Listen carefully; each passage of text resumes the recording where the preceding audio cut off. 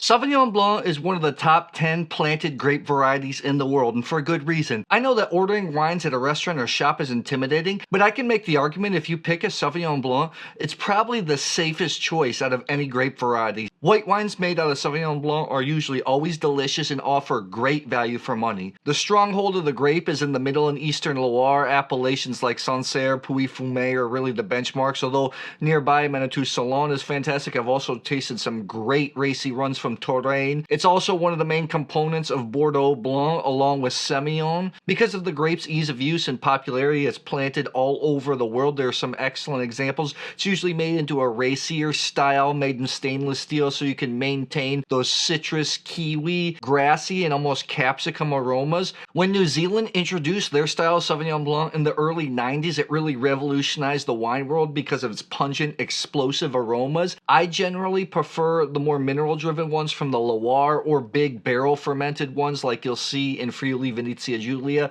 also some parts of California, and maybe even Alto Adige. To this day, the best Sauvignon Blancs I've ever tasted are from Friuli Venezia Giulia, a producer called Miani. Small cult producer, makes big barrel-fermented white wines, but they're outstanding, rare, and expensive. Simple Sauvignon Blancs are perfect summer sippers because of the racy acidity, but there are some serious ones too. Luckily, the top ones aren't ridiculously expensive except for a handful of ones like Dagenau's Celux. Even Screaming Eagle makes one. But here today, we're going to taste some of the top tier Sauvignon Blancs. All of these range anywhere from $30 to $45, which I know is a lot. But in wine, when you're talking about the creme de la creme of a grape variety, it's relatively affordable. Got my notebook out, my Zalto Universal glass. It's a little bit taller. I think it'll be good for Sauvignon Blanc. Let's start out with wine number one. I have some of the common, well-known regions for this variety, and then also some exotic places. There's 7 different countries represented here. We'll start out with wine one. Okay, one. It does have the kiwi, the flinty flavors. It's not overly pungent. I do have a New Zealand Sauvignon Blanc here, but it doesn't remind me of that. By the way, I knew what all these wines were. I just used my Corvin. I bagged them up and had somebody mix them up for me. Mineral. Sometimes Sauvignon Blanc can have that cat pee, that ammonium aroma. I get a little bit of it, but not too much here. It's just got a good mix of explosive kiwi fruits and minerals in wine one here. Typical racy acidity. The length here is really long. Sauvignon Blanc, sometimes you can get confused because it can be overly explosive, but the wines can fall apart on the palate. This does not. This is constantly changing on the palate. You still have that limey acidity. We get some Thai basil on the back end. It's really long. So wine one, remember the Thai basil component. Oh shoot. As I'm tasting these, I've been trying to move from my right to left, your left to right, to make it a little bit more easy, but I forgot this time, so just bear with me. Let's go to wine number two. That was a heck of a start. I'm also doing this video early in the morning. The morning's the best time to taste because your palate's all clean. Let's start out with two. I'm still tasting one. That was an excellent wine.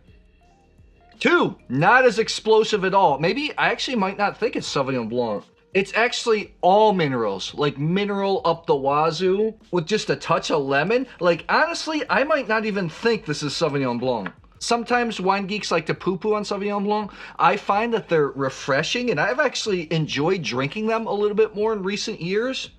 Yeah, more mineral, gravel, a little bit of lemon, maybe some elderflower. This is right up my alley. Maybe people that are used to the pungent New Zealand style won't like this.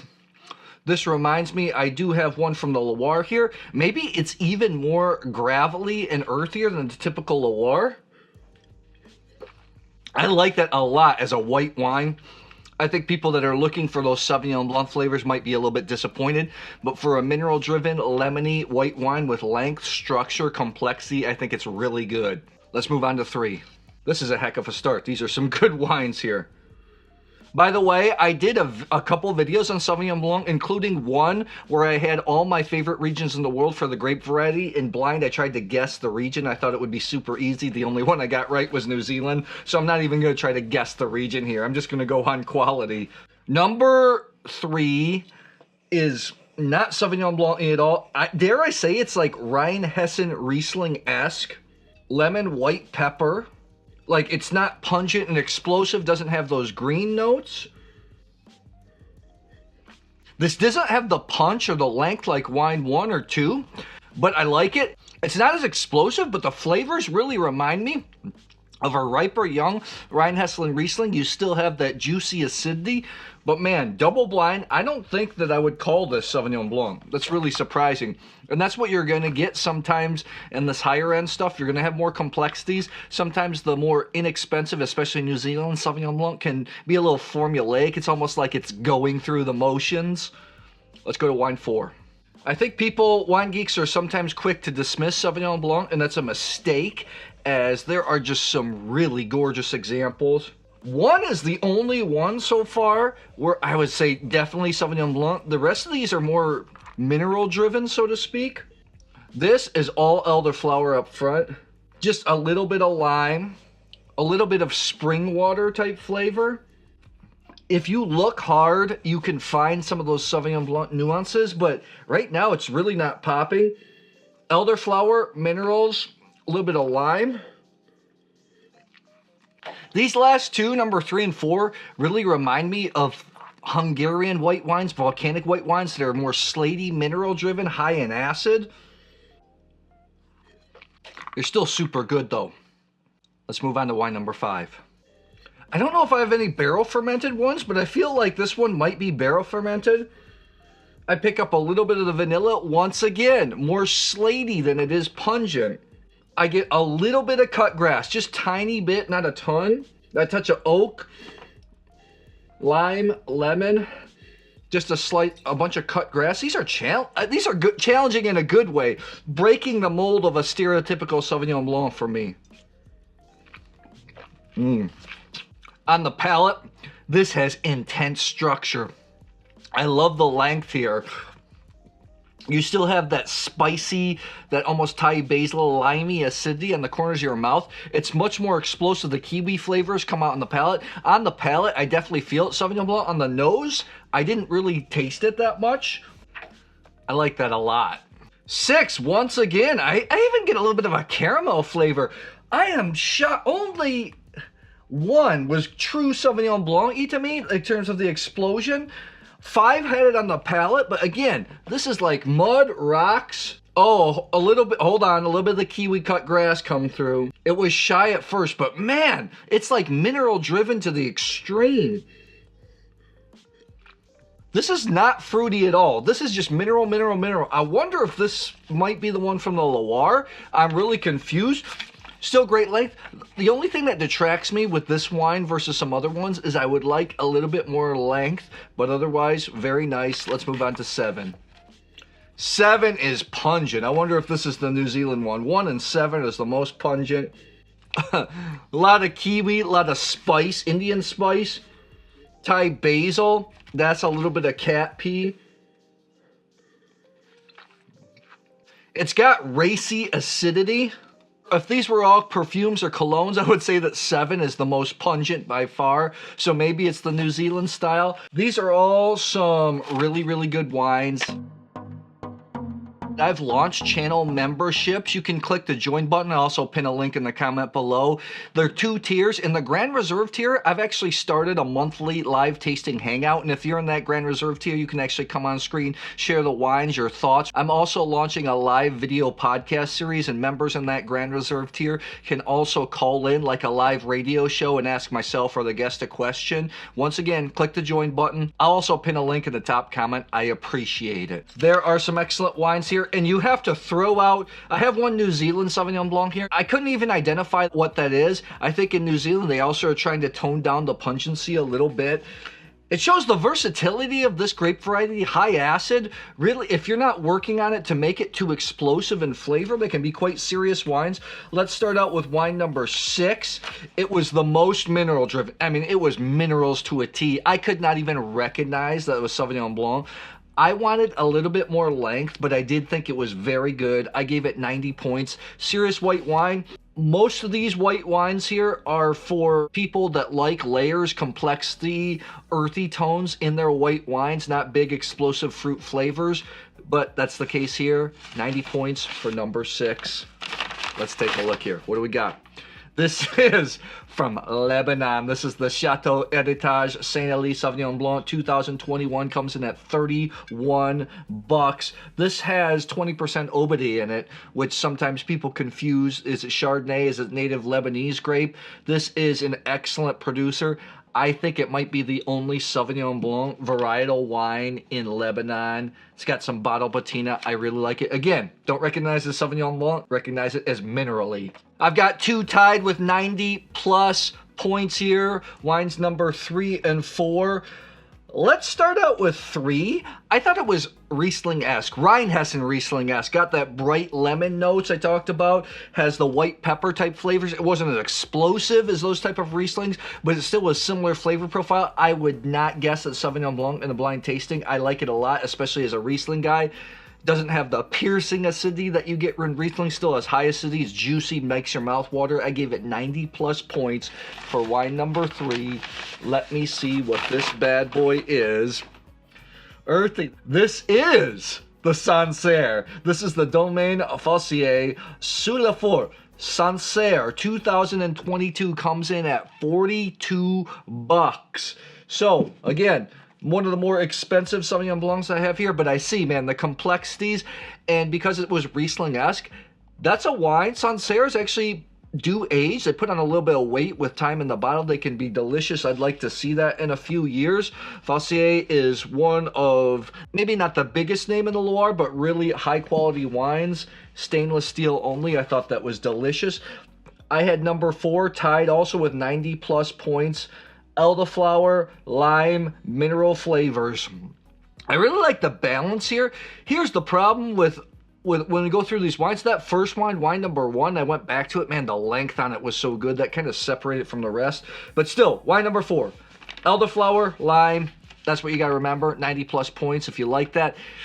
Not quite the all-the-way pungent Sauvignon Blanc style, but again, nice balance between the fruit and the mineral flavors. Let's see. This is from California. This is the Reed Holland Sauvignon Blanc Upton Vineyard, single vineyard Mendocino. This comes in at 30 bucks. I know the winemaker, only on Instagram, Ashley, I know that she said that I think the Sauvignon Blanc was partially aged in neutral oak, cement, and stainless steel. I like the texture on that. 90 plus points. Beautiful label. Mendocino County. I haven't had a ton of Sauvignon Blancs from there. I've had a lot from Sonoma and Napa even. I don't really like Napa Sauvignon Blanc that much. This is worth seeking out. Small boutique producer as well, so you're supporting the little guy. All right. Wine 7. I thought it was more pungent. Maybe it was the New Zealand style. It had that cat pee. It had real racy acidity.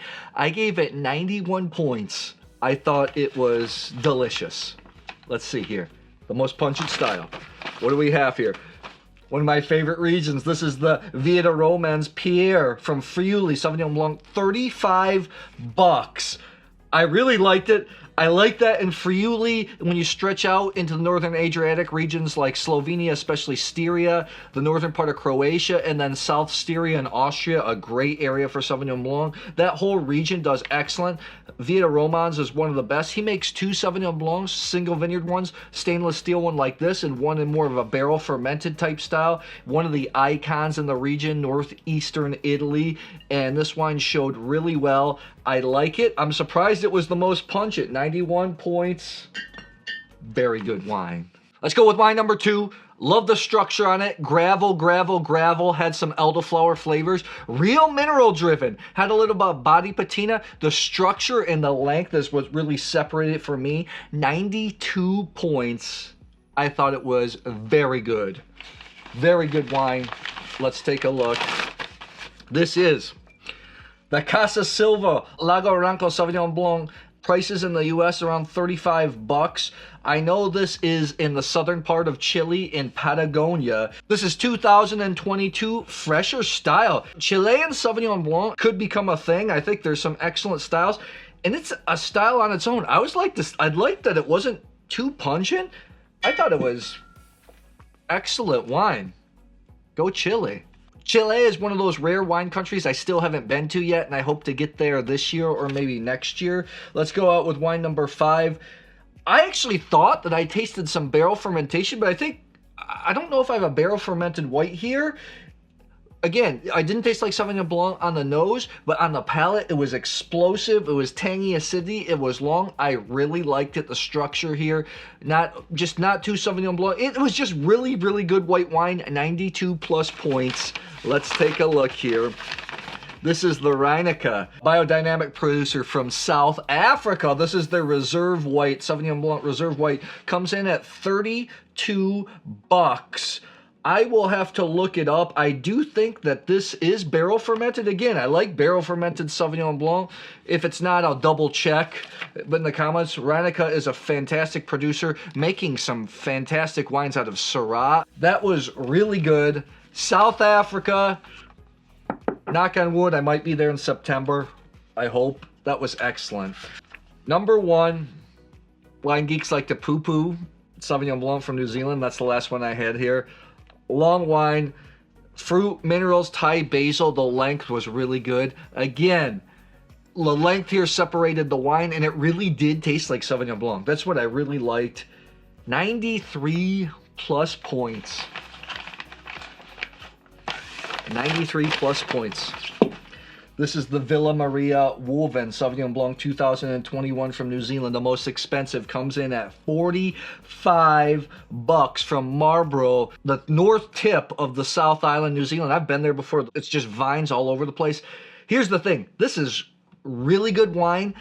Thing is, New Zealand Sauvignon Blanc, consumers, they're looking for maybe the Kim Crawford range, anywhere from the $10 to $25 range. Those wines are usually explosive up front, but have no structure. What really separates this wine is the structure. I thought it was outstanding, and I'm going to have a glass of that later tonight. So tell me, do you like serious Sauvignon Blanc? Do you have any favorite regions, producers? I'd love to hear. Drop it in the comments below.